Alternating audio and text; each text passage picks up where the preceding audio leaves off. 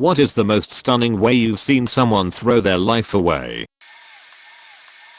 My best friend. Late best friend. He was always troubled. He was half blind, middle school dropout, tons of mental health issues, substance abuse. But his soul was absolutely beautiful, 10/10ths amazing person. He met and fell in love with a woman who made him better in every way. She got him his first pair of glasses. His good eye overcompensated, and he had supervision in it. His bad eye began to work. She helped him get his JED. He enrolled in college. She helped him cut back on his drinking and almost all of the substance abuse. He met and connected with a therapist and unpacked his childhood. She took him to get his learner's permit, and he was actually turning out to be a good driver despite his eye. He was so happy.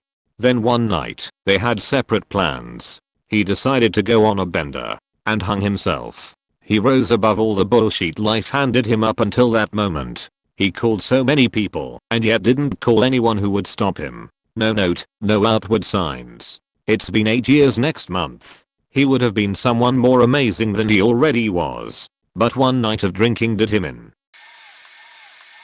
My older sister was a professional model, straight A student, a stellar cross-country athlete, and church volunteer. She was offered full-ride scholarships to multiple top-tier universities across the country. She chose a local religious college, got engaged to a professional dancer. In less than a semester he convinced her to drop out of college, quit her job, and drive him out to California where he promptly dumped her. After that she hopped onto the alcoholic train, which was technically just using our dad's coping mechanism for everything. She met another dude who got her pregnant. He convinced her to have a second kid, then left her for another woman as soon as she got pregnant a second time. During that time my little sister moved in with her to help her out, and they discovered meth together. It started out with them abusing my little sister's Adderall. Then midway through her second pregnancy I see her, and she's pregnant AF, and she just looked green. Her movements and speech and the way her skin looked stretched over her body were horrifying. The house my sisters shared was a sty. Dirty diapers, dishes, and garbage everywhere. It reeked of piss, and there were clothes and macup strewn everywhere. They eventually moved in with my dad and his terrible wife, and all of them lived happily methed up after. I estranged myself, but not before I lost every single ounce of respect for my family. I have looked them up in recent years and both of my sisters have been arrested for shoplifting, and the older one has had multiple DUIs. In the Grand Thunderdome, that is high school, I was being bullied pretty badly. One girl, Bella, pretended to be my friend, got my phone number, and gave it out to someone she knew, just so that person could harass me, for funsies. Kept getting harassing text messages for weeks, and I kept telling the jerk to back off, but they had to keep at it. Finally, I told them to quit, or I was going to show it to the principal. Should have done it the first time, I know, but they didn't exactly take me seriously for in-school bullying, and I doubted they'd do anything about cyberbullying, and they threatened to kill me in very descriptive ways, said they'll hurt my family, my pets, and texted me my address too, going, I know where you live. Watch out. Well, apparently this was enough for the principal to launch a manhunt, and they actually found out it was another girl from a different school, who was cousins with Beachella. From what I heard, this cousin was an amazing student who got really good grades, was in our OTC, and was more or less one of the chillest kids. If you didn't know, she had a hobby of harassing people.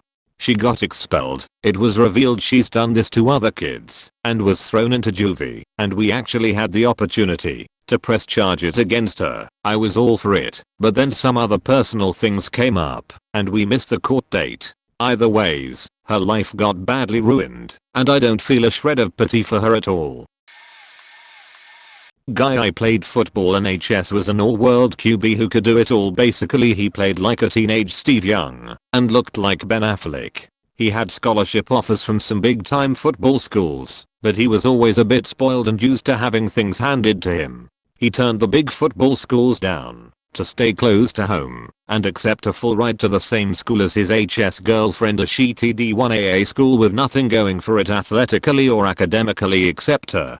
He got there and quit football after a couple of days because they didn't name him starter over their returning all-conference sophomore QB. The girlfriend he'd sacrificed so much to stay with broke up with him by the end of that week and started dating the backup QB he could have beaten out by the end of the month. They are still together 20 years later and have 6 kids. The guy I knew, obviously, lost his scholarship and dropped out of college at the end of the year. He wound up driving an armored car for Loomis Fargo, which wasn't a bad gig, but then one Black Friday he took a bag of cash from Walmart that he was supposed to be delivering to the bank. It didn't take long for them to notice the whopping $11K missing from the deposit he dropped off. He never even got to spend the money. He pled guilty to the felony and works as a personal trainer at the local YMCA now. TLDR, corner store car fentanyl. My cousin and her hubby had a really great life. He worked full time and she mostly stayed home with the kids. Not because they were a traditional couple, but mostly because she was all about being a mother and homemaker. She worked part-time as a doula while going to school to be a midwife. They had a huge house in a nice part of town. Were very involved with family, community and the like.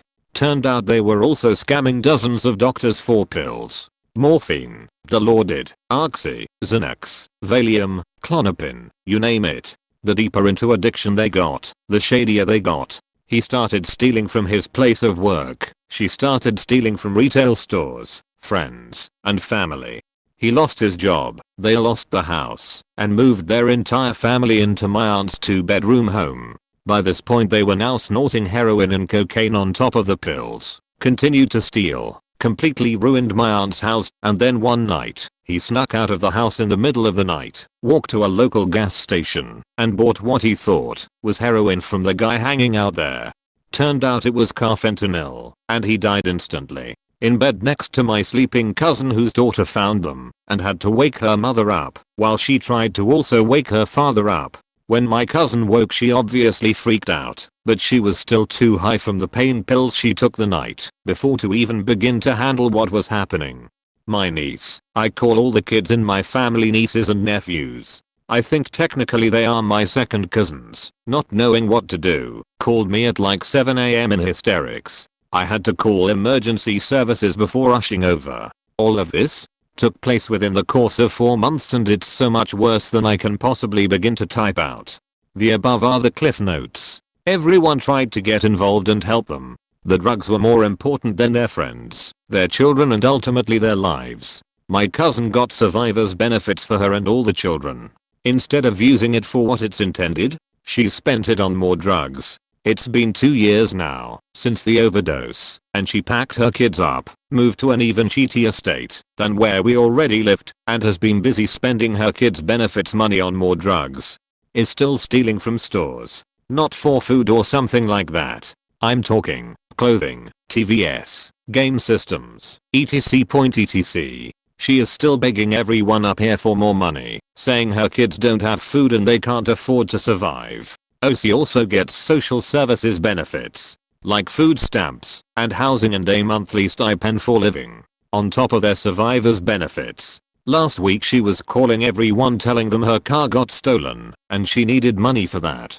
One of the things her and her husband kept doing during their downfall, they kept wrecking their cars while driving high. Knowing they would get in trouble, they would ditch the car and report it as stolen. They did this to like 5 freaking cars, and I'm not even kidding. I know this because one night, when they were too high to realize who they were talking to, they told me about their genius plan. They were legit proud of themselves for having thought of doing such a thing. I have no idea how they managed to keep getting cars. I haven't had a car in like 15 years because I cannot afford one, and I make decent money. Enough to pay a mortgage and pay my bills and keep tons of food on the table. I have no idea how the same police officers they kept dealing with over these stolen cars didn't question the multiple reports of stolen brand new vehicles from the same couple over the course of such a short amount of time. Thing is, before all of this, before they even got the big fancy house and we were all still close, they were hyper against drugs. Like her and her husband would not talk to me for near to 4 years because I let an old friend of mine stay at my house for a week after he was released from prison. He was in prison for heroin related charges. He wasn't selling, I think he was stealing stuff, and was caught with a bit in his pocket. He sobered up in prison and actually went on to live a pretty decent life. But my point is, my cousin and hubby would not talk to me for years because I allowed my friend to crash with me for 1 week until his housing was ready because he had previously used heroin. Like, what the fuck happened to change their minds on the subject? To make them suddenly collapse into the abyss that is opiate addiction? None of us will ever know because one is dead and the other is lost. Nothing was going on in their lives of such a caliber to warrant sudden behavior like that. It came out of nowhere. I'm no saint, but I've never stolen. I've never begged when things got really hard. I've never even considered using government benefits. There is someone out there worse off than me, and I will maintain that mindset until I'm bedridden and need hospice. Then I will have to rely on benefits most likely, but hopefully not. I've definitely partied in my time. Drinking an occasional line of cocaine at a club when I was still in my 20s. Never touched any opiate, except for in hospitals. Been prescribed opiates after surgeries, and for things like broken bones. Never filled the scripts. 800 mg of ibuprofen will usually handle it. I do smoke pot, but it's prescribed to treat my condition, because I refused to take the pain meds and my doctor became frustrated at my frequent visits. Before the script I had smoked pot maybe twice in my life. I was hesitant to try it as an alternative to pain meds, because I don't like being foggy or unable to get about my day, and that's how the pain pills made me feel, so that's why I didn't take them. Also, I have a sensitive stomach. Not gonna lie. The pot works really well. I'm not foggy, and it minimizes the pain just enough that I can function relatively comfortably. So maybe I'm not in a position to be so upset and frustrated over my cousin and her deceased husband. But I am. I miss her and the kids, and I'm so angry. How could they let this happen to themselves? Addiction is not a disease. It's a death sentence, and we are all just waiting for that call. Not even an entire group of us staging multiple interventions worked. I've tried everything. Everything they tell you to do in regards to how we face addiction these days. Like, I've already mourned her death. Because once that call comes, I'm the brand new proud mother of a family of 4. I won't have time to mourn when it happens. I'm the godmother. I've been a recognized legal guardian for these kids since they were born. I was able to help while they were still here. Now they are almost 1,000 miles away from where I am. The youngest is being sent up to visit grandma in a couple of weeks. Grandma has decided she's not sending the youngest back. Grandma has already hired a lawyer and started custody paperwork. Problem is, different states, different state laws. One state's gonna file for custody, the other is going to file a kidnapping charge.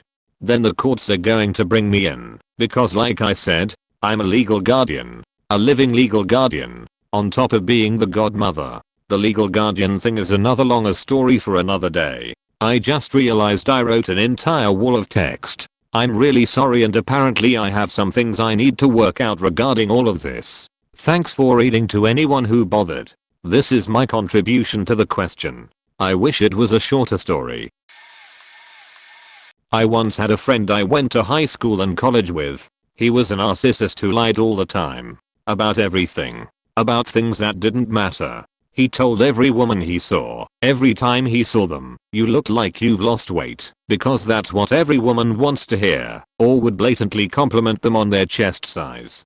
When girls in his life would fret over him and do things like his laundry or dishes for him, he'd brag that he had them wrapped around his finger. He said that he got things like the latest tech gadget 3 months early, but only mentioned that once they'd already been released, because his dad knows people. His parents were massively in debt, but spent like they were in Congress, and he seemed to feel some pressure to appear rich, even though the rest of us didn't care, and we went to a small college out in the country. He had no drive or ambition beyond keeping up with the geniuses in his head, and flunked or nearly flunked classes with alarming regularity. Despite the fact that he had poor personal hygiene and always bummed liquor off of everyone else, along with always forgetting his wallet when they went out, he had a lot of friends. In high school he kept his weight down due to playing sports and having a set schedule, but that abruptly stopped in college. He gained, literally, about 75 pounds while we were in our first 2 years of college, which he couldn't afford to do at a height of 5 feet 6 inches. When I left college he was still taking classes and took them for 2 more years.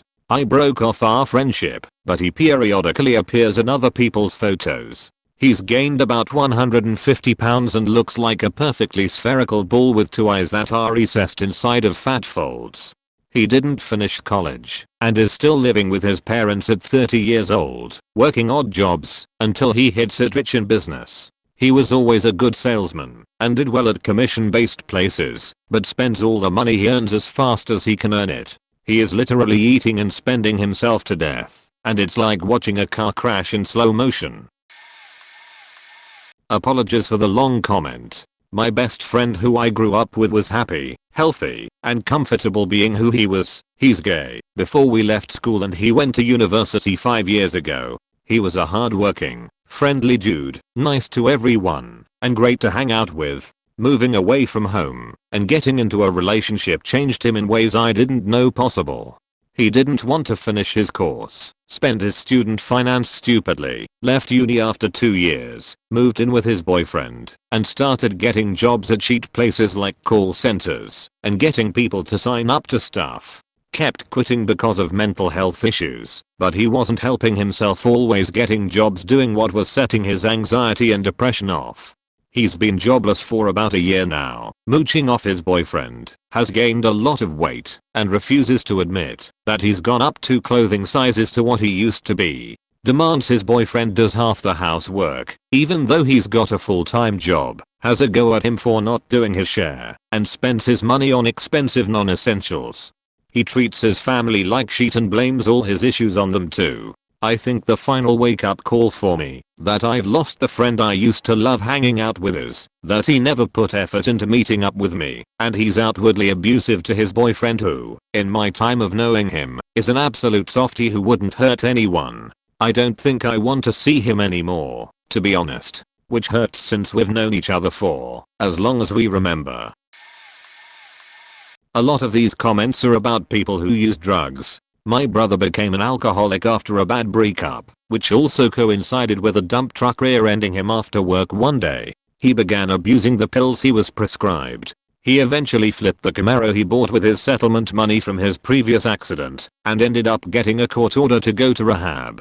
After rehab he began just smoking pot. But eventually he met a girl and they moved in together. They have been together now for nearly 5 years and I have a niece. This inspired me to become a harm reduction advocate. I spent 2 years working abroad in humanitarian aid, only to come back to Indiana in the midst of the worst HIV outbreak in US history just an hour away. I have spent the past 2 years listening to people who actively use drugs, people in recovery, and their friends and families. It is important to know that people go deeper into their addictions the more they are stigmatized. Treat people who use drugs by calling them just that, not junkie or addict. They are people and their addictions do not define them, just as someone who has diabetes isn't referred to as a diabetic every time they are mentioned. People who use drugs though damage their family and personal relationships, but no one should ever be written off. People always deserve a chance to improve their lives. Any positive change is a motto of the harm reduction movement. If you know someone who uses, carry Narcan. Know how to use it in an emergency. I've trained 500 plus people on how to use it in my small town. But set your limits and your expectations. Build a support network for yourself. I know many people who have lost it because of a death of a child or because their child was sentenced to decades in prison. You're not alone. This is a national crisis. Even the US Surgeon General has a brother incarcerated because of drugs. I went to medical school with someone in first year. She was native and barely squeaked by, and got in through the special native pool that had lower requirements. She was literally right at the cutoff. When she started, her tribe had given her a pretty hefty check for every year she was in school. $25,000 a year. Our tuition was $16K. She also got a variety of extra scholarships thanks to her ethnic background. I think she was literally being paid $40-60K to go to school. In addition to it, she took out a $150,000 line of credit. Within 1 year, she had squandered all of that money on cocaine, shoes, and purses. She was renting her condo, living with a roommate, and didn't even have a vehicle. Just $150K on coke and shopping. She then proceeded to fail first year. Only 3 people in my class did out of almost 200. The other 2 people studied their ass off all year and passed the retake. She took the summer off to focus on yoga teacher certification instead. Not surprisingly, she then failed the final exam rewrite. According to our medical school policy, she had to retake first year. Despite her ongoing academic failures, the dollar sign just kept rolling in, and she milked her status for everything. Newspaper articles about how she is an inspiration, etc. While she was redoing first year, the only person in forever with that honor, she started dating some total loser. He was in his 4th year philosophy degree and going to law school, although when my friends and I met him, we all felt he was very odd and not the brightest bulb in the box.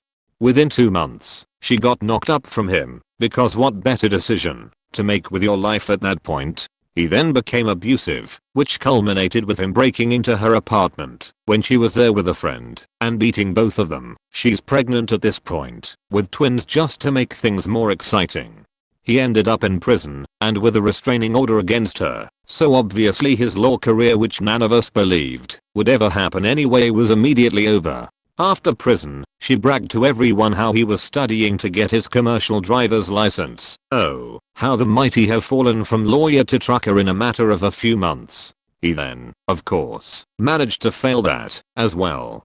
In the meantime, she failed first year medical school again. 2nd time in a row. As per the school calendar, she would now be expelled. Yet she once again used her ethnic background to ask for special treatment, and somehow, she was granted this. A lot of us had issues with it, because we are talking a profession that deals with people's lives every day. This isn't basket weaving. She got to rewrite her exam yet again. When she was 7 months along, a friend attended the baby shower. Most of us either distanced ourselves of our own volition, or were told to go away, because we were bad and unsupportive, and apparently the mother was snorting cocaine. She eventually gave birth to the twins, and became a single mom. She somehow got the med school to agree to put her on a part-time track, which involved her doing 1 rotation on, 1 rotation off. Thankfully for the general public, she never completed the degree. Don't know which point she finally failed at for good, but we all knew she would never pass licensing exams anyway.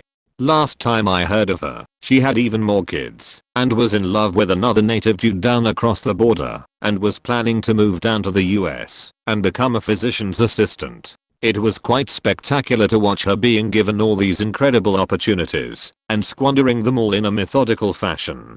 Cost the taxpayers hundreds of thousands of dollars. TLDR at bottom. Had a friend from high school who didn't have much of a plan for what he wanted to do after.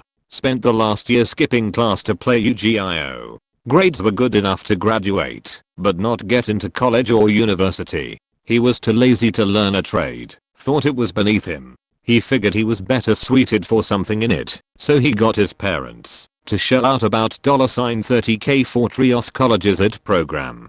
He did okay there, then went on to an internship with one of those third-party shops that fixes electronics. He was doing okay there too until he was tasked with fixing a really expensive Apple device. I think it was one of those all-in-one monitor/CPU ones, forget the name. Anyway, he faked by using too much glue and completely ruined the entire thing. The shop owner was pissed because he had to pay the customer something like $5,000. Apparently, the shop owner was willing to forgive him for it because he was doing great up until then, but my friend yelled back and walked out of the place. He had a hard time finding another internship because the first shop owner didn't give him a reference and told the college about the incident.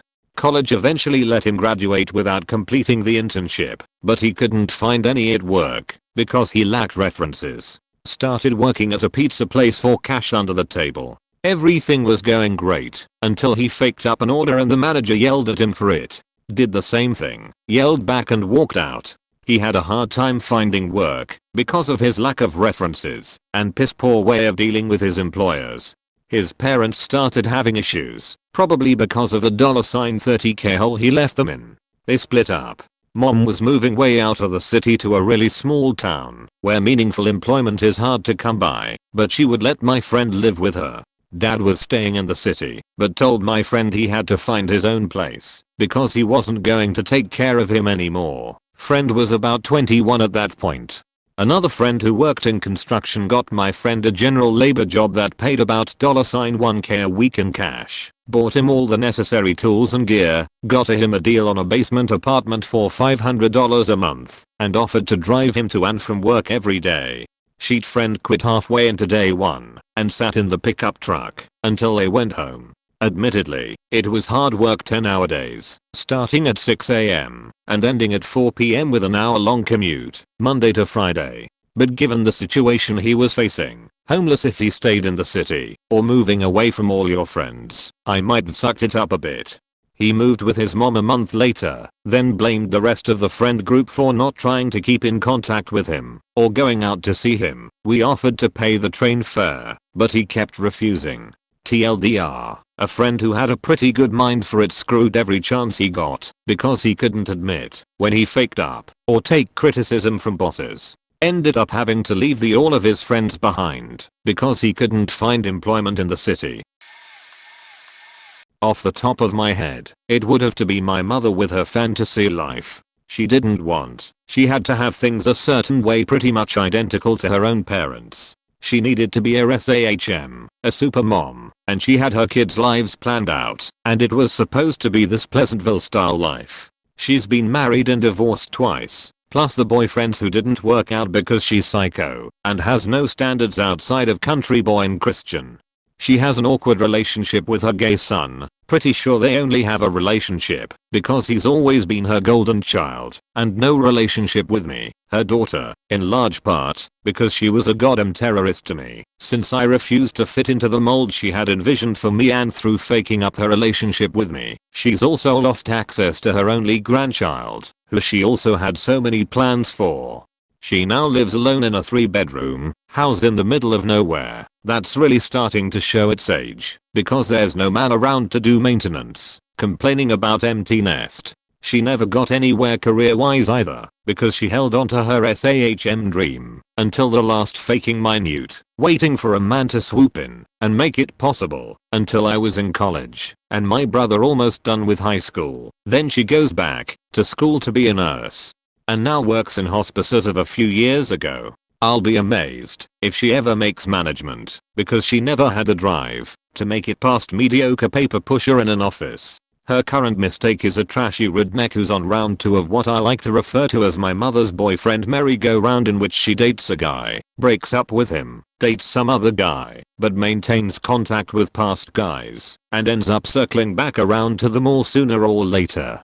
He's got no career. He sold us my first car at a dealership. He's been a dog groomer at some point. Last I heard he was cleaning out foreclosed houses or something. And that's just what I know about. And I'm pretty sure he's looking at my mother as his retirement plan, since he probably can't even spell 401k. But her credit score is immaculate. She likes to brag about that. Well, like most of these stories, it was opioids. My wife knew this family with a massive ranch filled with cows, oil wells, and wind turbines. He moved back in his 40s to run the place and basically didn't wake up one morning. I did a back of a cocktail napkin calculation and figured if he just checked the mail every month he was probably bringing in 100k plus easy, probably much more. Sure, that kind of money would be hard to deal with, but that's why they make fancy CPAs and whatnot. To think of what he could have done, besides getting faked up every day, blows my mind. Personally, I would buy a Bell 500 helicopter, paint it just like Magnum pies, and zoom around all day. Edit, I'll add a more positive one. I knew a guy in high school that worked very hard and got into a top college. Well, senior year of HS he freaks out and starts doing every drug he could find. I think a result of his parents being very strict to the point of assholes. He goes off to college, instantly flunks out, and returns to our hometown to be a cook at Chili's. He continued doing drugs. He knocks up some waitress and everything is going down the tubes. Now I'm not sure how he got the job, but I think his parents hooked him up with some basic it gig at a research center. He still did drugs of course, but he pushed himself 100% into the work. This was right before the internet took off, and anyone that had basic knowledge of networking and security were going to make bank. And that's what he did. He is now some super well paid gig consultant that still smokes weed. Sorry for weird grammar and syntax. I'm using speech to text. I'm pretty sure my sister is a sociopath. She had a lot going for her. When we were young she was constantly praised about her looks. Often to my detriment, because let us just say I was not quite as blessed in that department. She was smart. She wanted to be a vet tech. She was going places. And then she got a boyfriend at 13 years old. 14 she decided to try fentanyl at a party. Started being unpredictable, like things that wouldn't bother a normal person would set her off into violence, whereas something that a normal person should be upset about wouldn't even faze her. She became cunning and manipulative.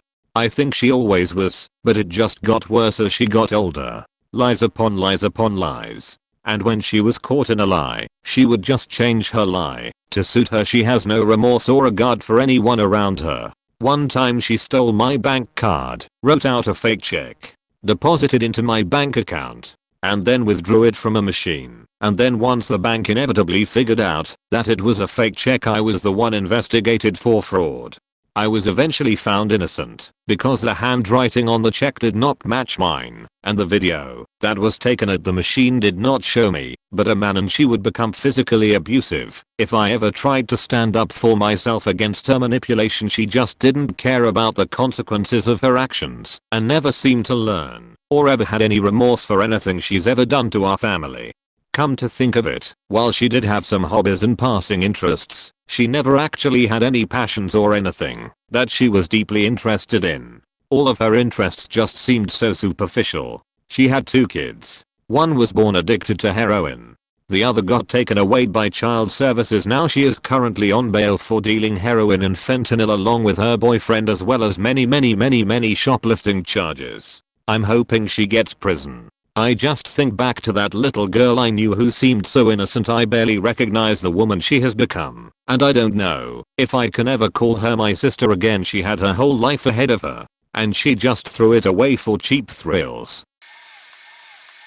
Actually, it's gotta be an ex-co-worker of mine. I live in a rural area of the USA where you basically crave heroin if you cross the wrong county line. I trained this girl a few weeks ago. She was super enthusiastic, as good jobs in areas like this are rare. Her spot paid significantly above minimum wage because she had a clean driving record. We desperately need drivers because rural teenagers like to obliterate their driving records, not thinking it will ever come back to haunt them. She was in her late 20s and had 4 kids. Unusual, but she seemed like a sweet person. Super happy to have a job, ready to take on full-time hours, and move between shifts, an extreme rarity here. Welp, about 2 weeks ago, my boss, the site manager, I'm a supervisor, calls me at 8 AM, after I'd gotten home at midnight, so I know it isn't good. This very new employee had been arrested and charged with 2 felonies, and one was a domestic violence. In this field, a violent misdemeanor means losing state licensing. A violent felony? Nope.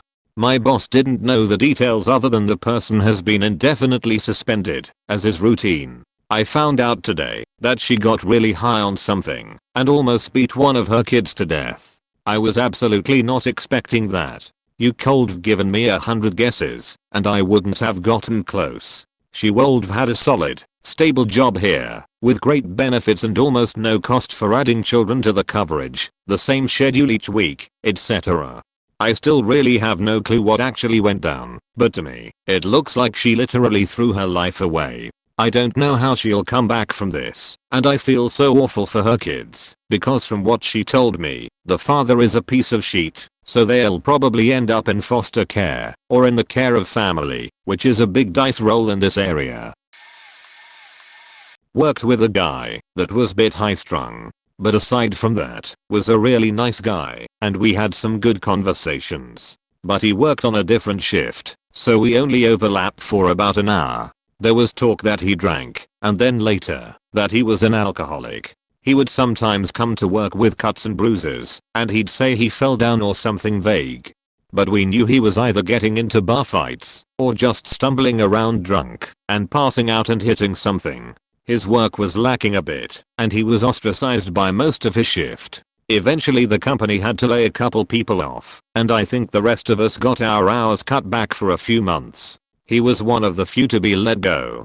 He sued the company, from what I'm told, because the company knew of his alcohol problem and didn't give enough resources for him, which I don't know if it's true or not. Rumor has it, he got some sort of settlement out of it, and that was that. We never saw again. That was until a co-worker said he thinks he saw him walking down the street and that he looked really rough. About a year or two after that, we had this terrible ice storm in the city. It knocked power out all over the city for a few days. Very cold temperatures for several days. Another editor found his lifeless body laying on the sidewalk outside a grocery store in the city. Apparently he had been homeless for 2 years. I learned after that a co-worker said that he had told her that he had been homeless before. The odd thing was, he had an inheritance from his father's estate that sent him monthly checks. Enough money that he could live on it with or maybe have a small income to subsidize it. However, he kept moving and disappearing, and the lawyer involved in the estate couldn't track him down to give him the money he was to have.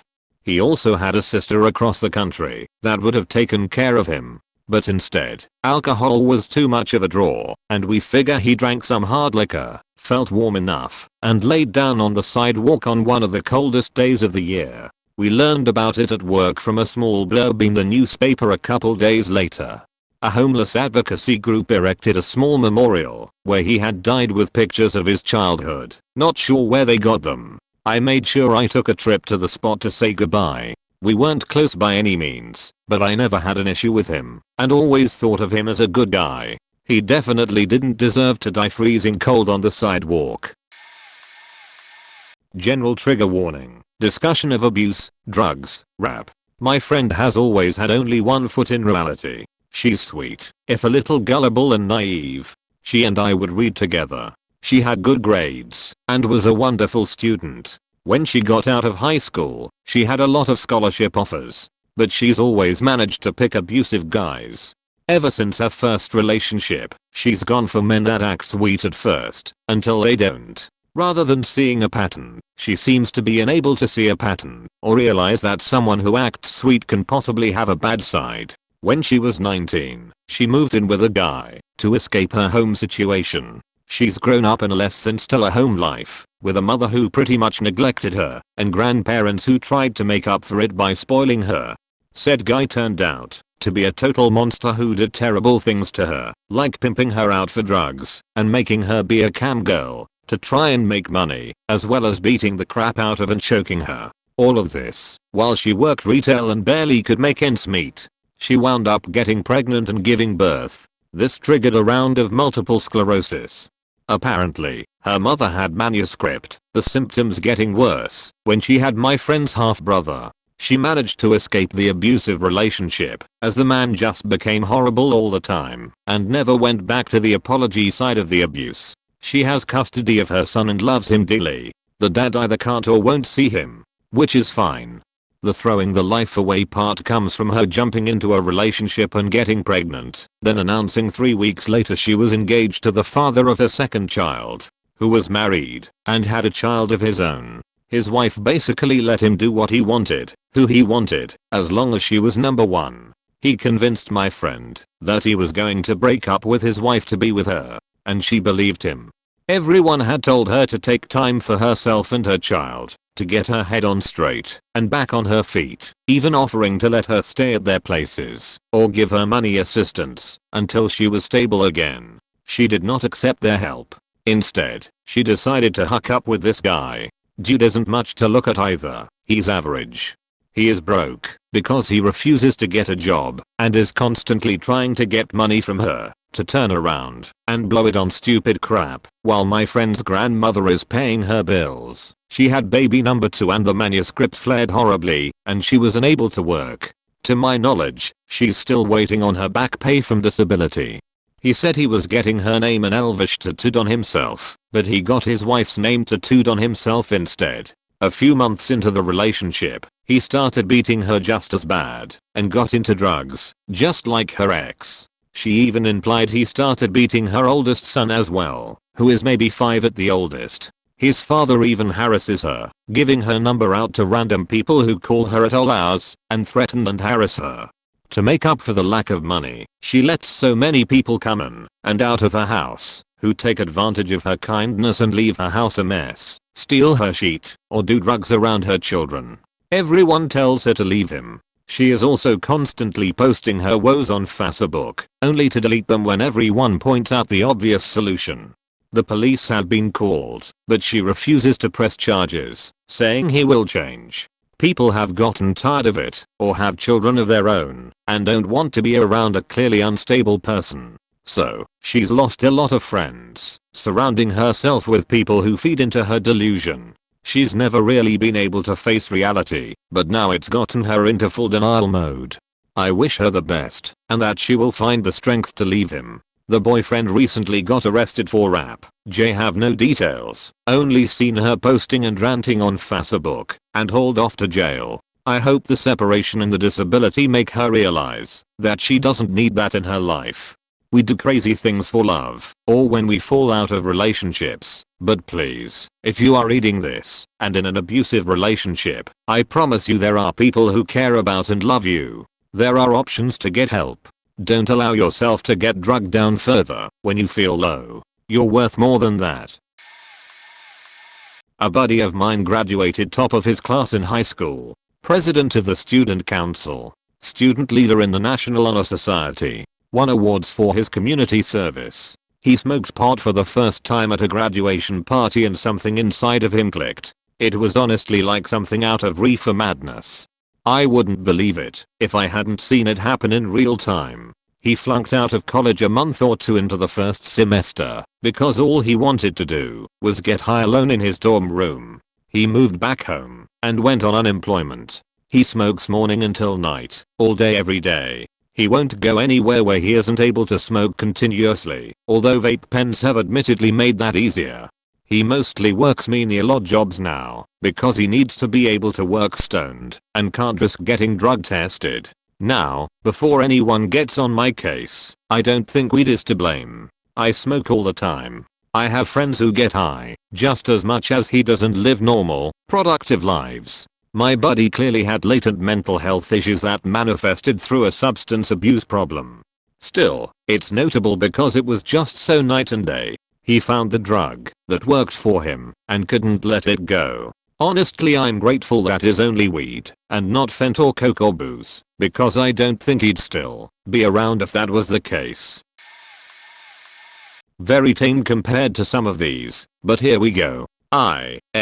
Went to college to study music tech and drama. I was 16, fresh out of school. Halfway through the first term we got a new lecturer, Cassandra. One time Cassandra randomly decided to pretend to go into labor, and we had to pretend to deliver her baby. She laid on her back with her legs spread whilst huffing and puffing whilst a bunch of 16-year-old kids all just stared into her abyss in shock, a sign of things to come. 2 weeks later I was feeling very ill, had a big dose of man flu. Poor me. During a break I was laid on the floor in the drama hall on one of those blue mats you would use for P.E. lessons, feeling sorry for myself.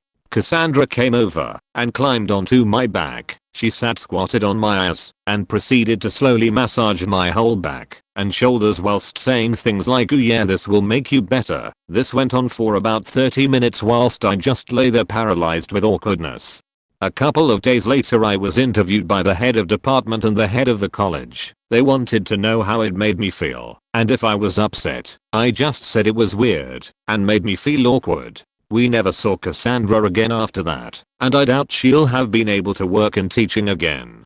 20 years, my wife is a college lecturer, and it wasn't until I randomly mentioned it to her that she explained how bad it actually was. It was hugely unprofessional and borderline assault. Very tame compared to some stories, but I doubt Cassandra ever worked in teaching again. It'll have taken a few years for her to get qualified in the first place too. Allow me to introduce my brother. He was always a smart social kid, but he was lazy. He got into the highest level of high schools you can get, right below the level for gifted children. At those high schools you got 6 years, standard. He got through the first 4 years without any trouble. Then he had to redo the 5th year. and then he had to redo the 6th year after that. He took up smoking and started doing weed.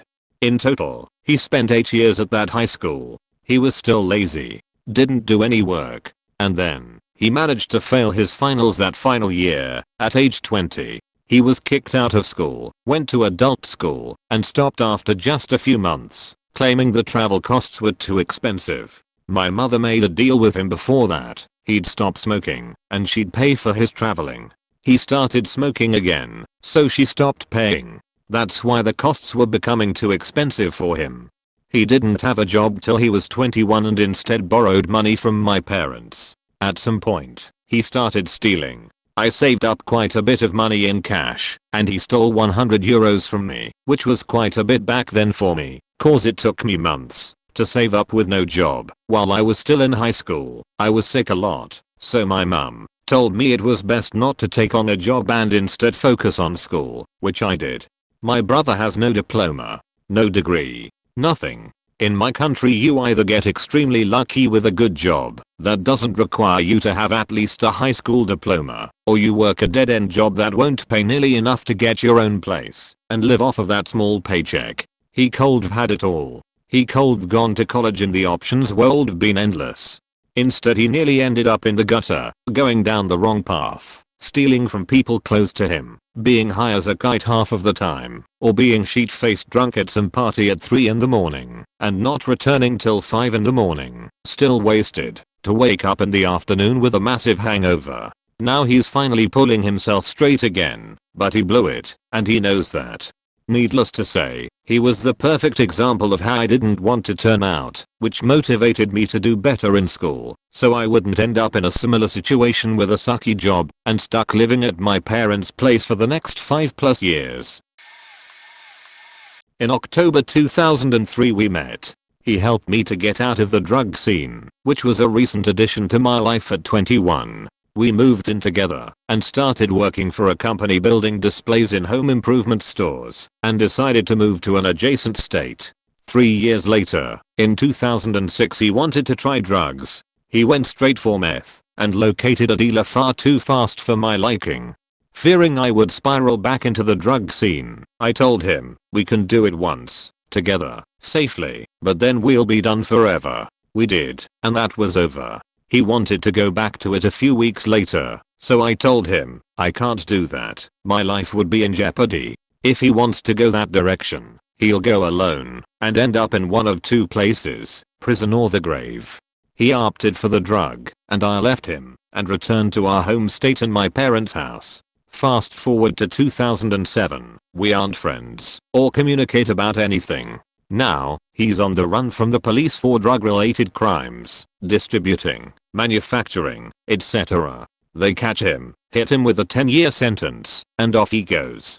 He completes a drug rehab program and gets out early for that, and good behavior sometime in early 2014. Now, we were very close, and the entire time he was in prison we communicated on the phone and via email. We talked at length about his second chance at life and what he would need to do to succeed. I even drove him from prison across an entire state to the halfway house he was assigned.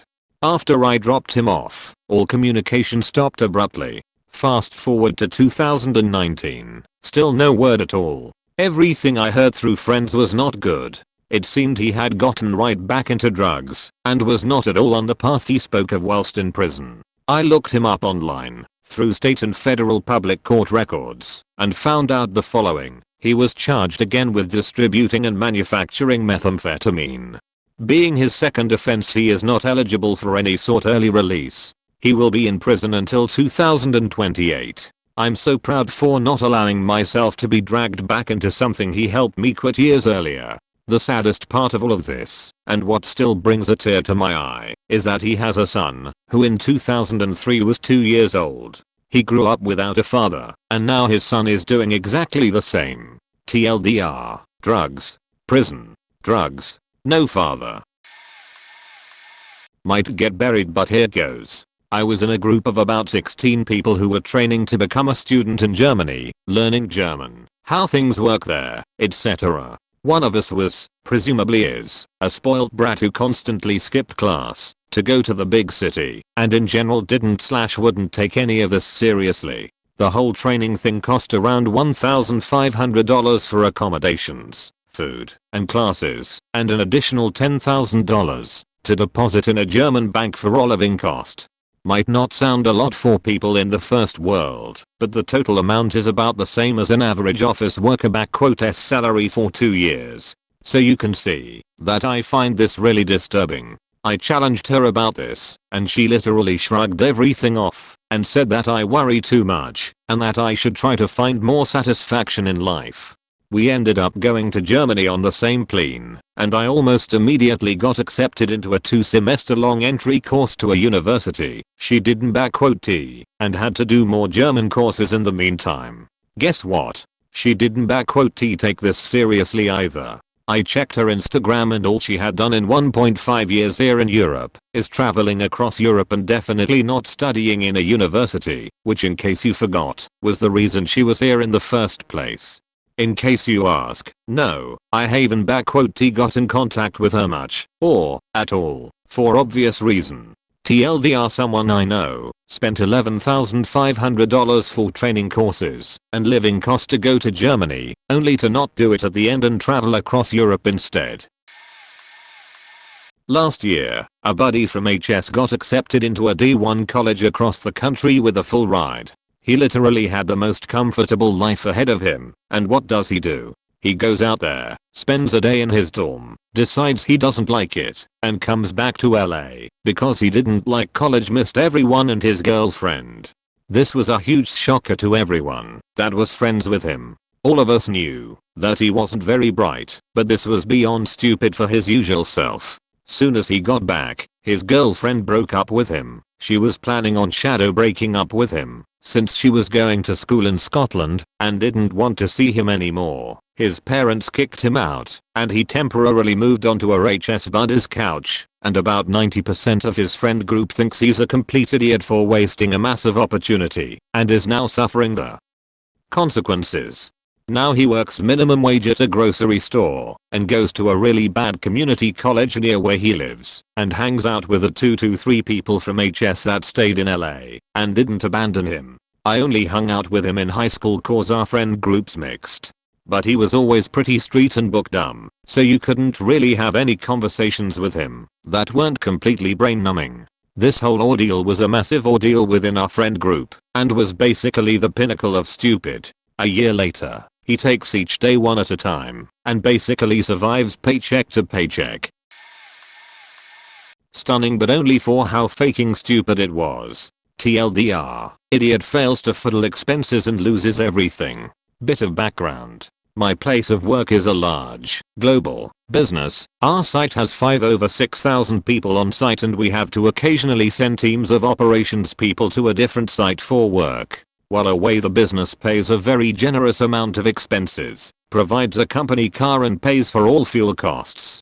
They also reimburse dry cleaning costs, as a lot of the work in operations can be very dirty, and so overalls need dry cleaning regularly. On site at home it's fine, because they have an internal setup, but working away they reimburse any costs for dry cleaning. A colleague who I'd worked with for several years was on the cusp of landing himself a big promotion. We are talking a jump from somewhere in the £30k per year to the low £40k a year range. All because of a very fortunate set of circumstances that saw 3 of his direct managers leave the business. He found himself looking at the top job, being the most experienced on the team. He was sent off site for work. While away he required his overalls to be cleaned several times. I should point out that, while working off site, the going rate was around £1,000 a week, on top of his wage, and as I mentioned, all his expenses, fuel and dry cleaning are covered. He was there for 5 weeks. He returns to our site, and a week after he submitted his receipts for his dry cleaning, he's pulled into a one-to-one meeting, escorted by security off-site, and he's never seen again. He had been fiddling the receipts for the dry cleaning, which cost around £10-15. He was adding a 0 on the end to claim back hundreds per wash. He'd been off-site working several times before, and they checked back on all his old receipts. All the same, he'd swindled the company out of thousands over the years doing this. So he was sacked. You may be wondering, other than who the hell charges £100 plus for dry cleaning overalls, how did he get caught? Well, he failed to realize that the ink on one of the receipts was blue and used a red pen to add his zero on the end. I've seen him since. He's now divorced, living in a one-bedroom flat sharing with contractors, and struggles with working because he stole so much money from his employer. This one girl I know is currently in the middle of doing this. This time last year, she had just gotten engaged to a great guy, and they had just bought a house together. She works a great manager level position, has great group of friends and employees, looks like she's living her best life, always smiling. A couple months ago, her fiancé lost his job. All of a sudden, she's unhappy in the relationship and leaves him. Then only a couple weeks later, she starts dating one of her employees, possibly was seeing him before leaving the fiancé, a guy she swore she hated and who has multiple sexual harassment claims against him. She then moves in with him. She had hired one of our mutual friends to work under her, and then immediately talks shit behind the friend's back, saying how annoying she is and how bad she is at her job. She's not. She's a phenomenal friend and a hard worker. Starts treating her different to her face. Then it turns out she's leaving the manager position to take another one at a different place, leaving the friend she hired struggling. Apparently, she was applying at other places before even hiring the friend. Also comes to light that she had been stealing money from work and petty cashing everything.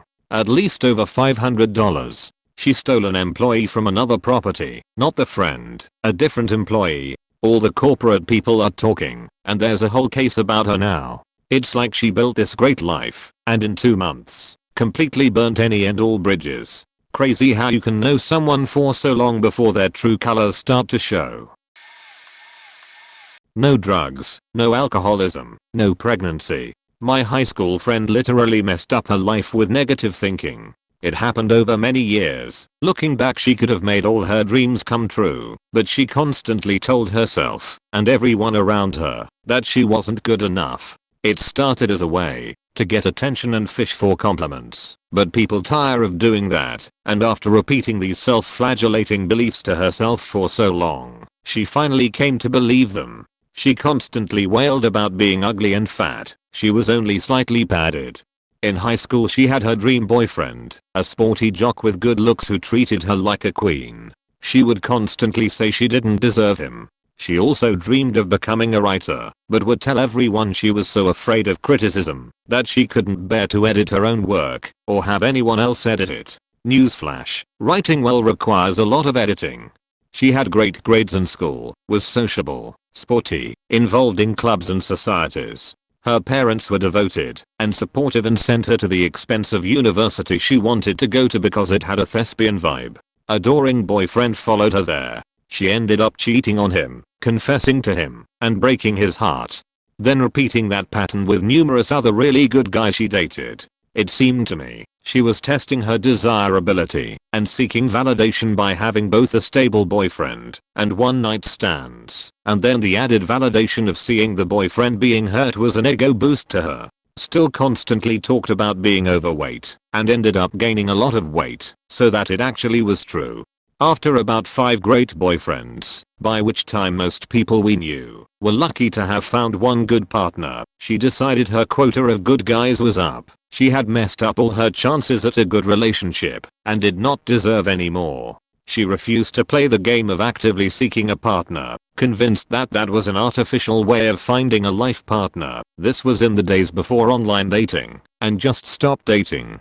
Every negative interaction with a male afterwards, a groping guy, an inappropriate comment, etc., was proof to her that she is no longer deserving of good guys. Still constantly talked about wanting to write but not being able to accept criticism, about not deserving a good man, about being fat, being ugly, fishing for compliments, but now totally believing her self-talk. She eventually took a low-paying job that is not writing, lives alone, struggles financially, and alienated herself from all her former friends because she believes they no longer want her around since they are all married with 2.5 kids and white picket fence houses. She wanted the white picket fence too, but she thought it was cute to say she didn't deserve it, and she manifested that in her life. My mom. Parents were married, had a nice, big house in a great neighborhood. They had started a family, me, and were making upwards of $200K together. My mom was super smart with numbers and was running my grandpa's small business. For some reason, for many of my relatives, my mom didn't feel like she deserved everything she had going for her.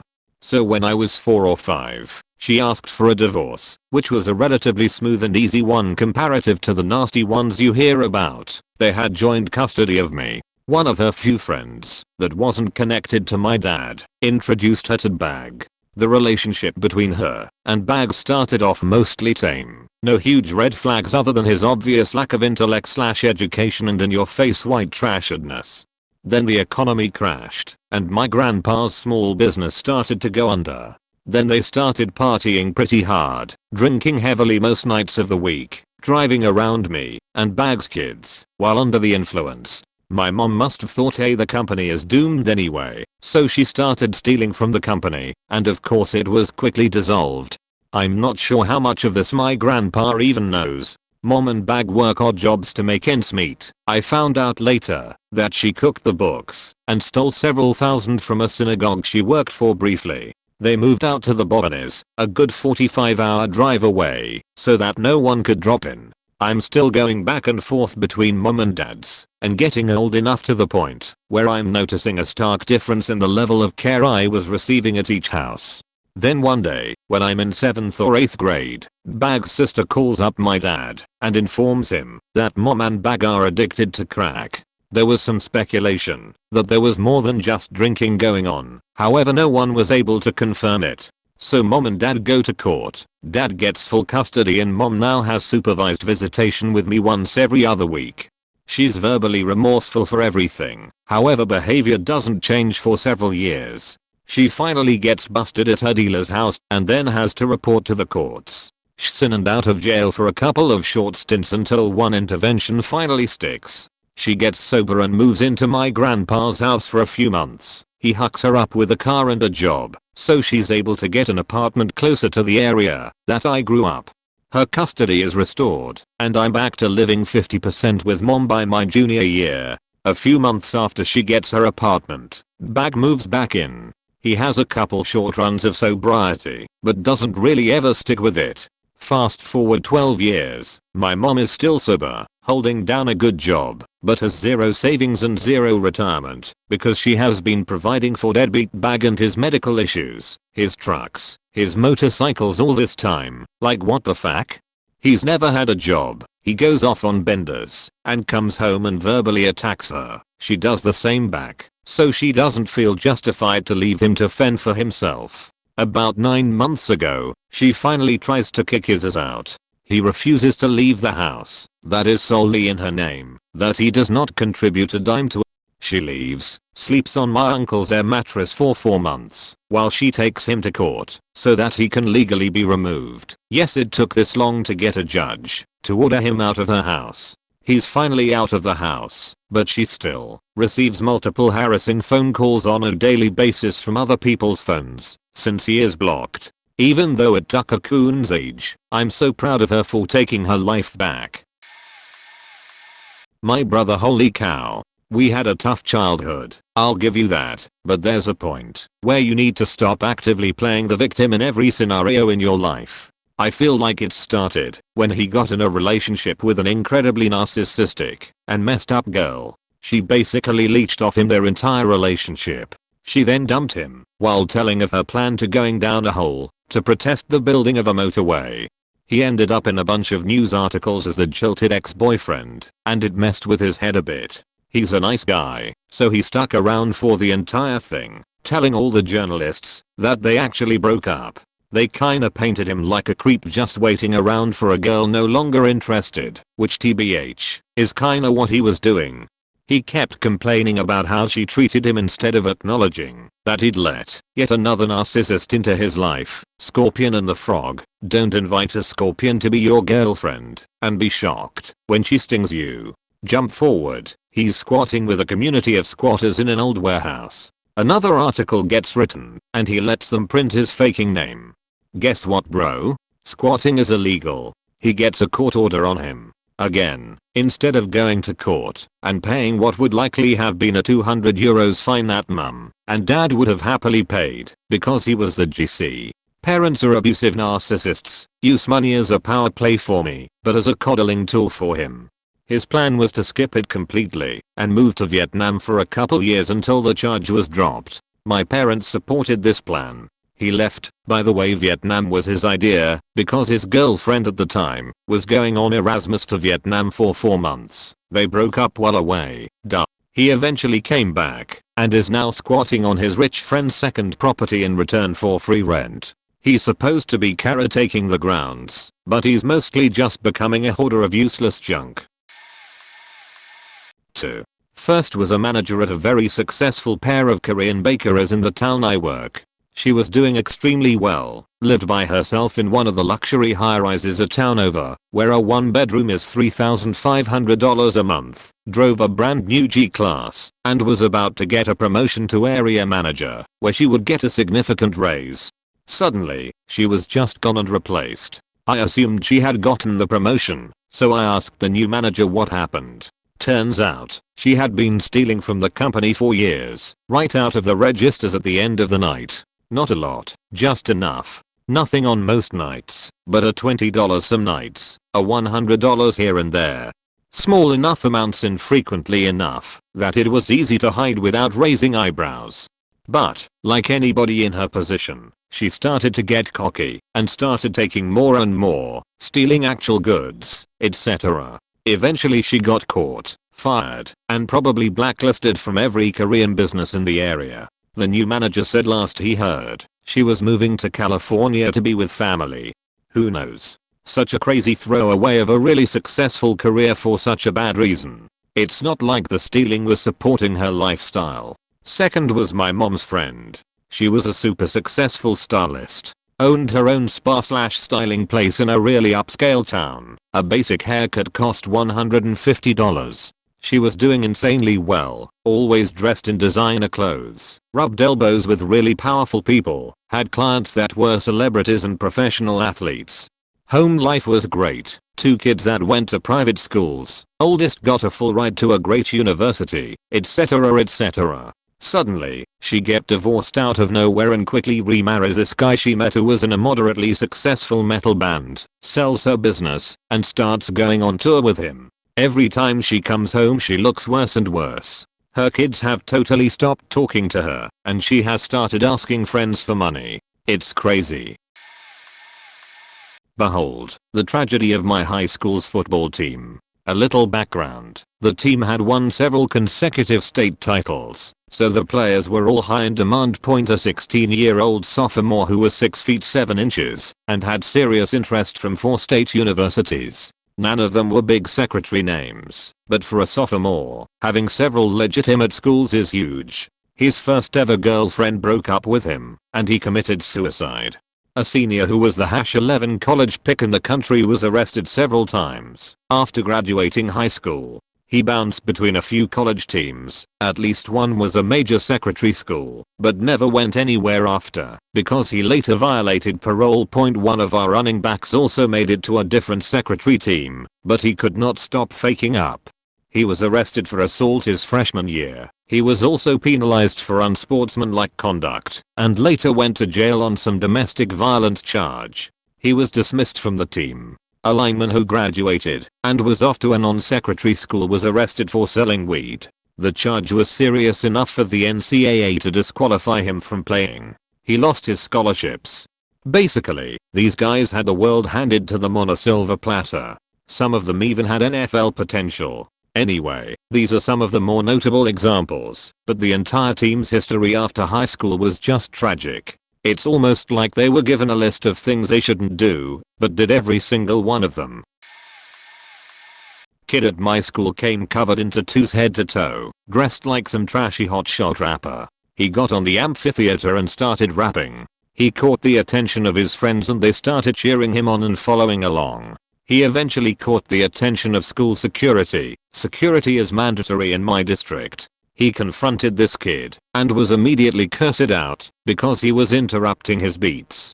He was told to go to the office. He continued to curse him out, calling him the N-word and all this junk, insulting police officers. This trade student from India was not only ruining his career options by defacing himself, but also being a full-blown racist to a African American police officer. The kid was a third the size of the officer, but still had the audacity to flip him off, spit at his feet, and continue to insult him.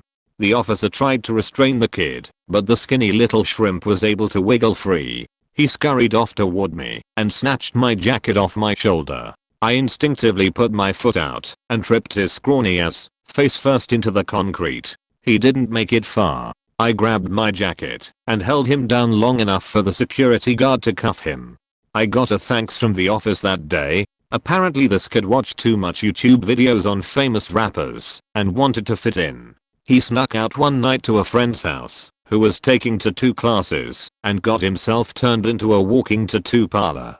He's been in juvenile hall ever since. People at my school now call him Lil 6x99. Boy did he F up his life. When I was in high school I used to come up with get rich quick schemes on a daily basis. Well, I used to dognap family pooches that were papered and expensive and loved. I did this for 2 reasons. No better feeling than watching a family reunite with their dog they thought was gone forever, whether it was lost, dead or taken. To witness that is fulfilling. Secondly, I did it cause the reward would be offered and I needed money. This was in 2004. Of course all my friends wondered how I had money all the time with no job and why I couldn't hang out all the time. I told them I'd be dog sitting. Eventually it was gonna be no good anymore if I continued to miraculously find all these dogs that go missing. So I started cutting my friends in when they'd take a dog back and we'd split the reward. Yeah, one friend, after we graduated, just decided he'd do it himself and have all the money to himself. Well, yeah, that would be smart had I not saved every fucking dog in town my senior year. He took the same dogs multiple times based on rewards, thinking nobody would say what the fuck. Eventually law enforcement set up an investigation and eventual sting, if that's what you'd call it. It was so much more than they imagined. He was doing it throughout the Pacific Northwest and had crews working for him. But wait, there's more. He got rewards from fucking businesses for being a hero in all these different counties. Newspapers published sheets like that which led to others rewarding him as a hero, saving grace, normal citizen, just right place right time. He's in prison now, sentenced to 15 years. He still has 2 more states that get him after he gets put of the state prison he's in now.